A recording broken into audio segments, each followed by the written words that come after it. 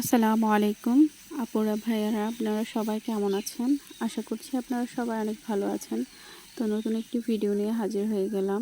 আজকের ভিডিওতে থাকছে কাঁচা পাকা টমেটোর ভাজি। তো শুরুতে আমি একটু কড়াইতে তেল দিয়ে নিয়েছি, এরপরে দিয়ে দিলাম গোটা কয়েক কাঁচা মরিচ। তো এই পর্যায়ে মরিচটা আর পেঁয়াজটা খুব ভালোভাবে ভেজে নেব। দেখতে পাচ্ছেন পেঁয়াজটা প্রায় বাদামি হয়ে আসছে। তো এদিকে আমি টমেটোটা খুব সুন্দরভাবে স্লাইস করে কেটে নিয়েছি। আমার পেঁয়াজটাও বাদামি হয়ে এসেছে। এ পর্যায়ে কেটে রাখা টমেটোগুলো দিয়ে দিলাম। এখন খুব ভালোভাবে নেড়ে চেড়ে নিব। আর দিয়ে দিলাম স্বাদমতো লবণ। তো এই পর্যায়ে একটু নেড়ে চেড়ে নিব।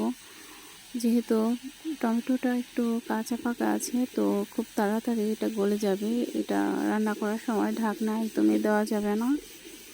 যতক্ষণ টমেটোটা রান্না করা হবে একদমই ঢাকনা দেওয়া যাবে না। তো দেখতে পাচ্ছেন আমার টমেটো ভাজিটা প্রায় হয়ে আসছে। তো এ পর্যায়ে চুলা থেকে নামিয়ে নেব। ধন্যবাদ সবাইকে।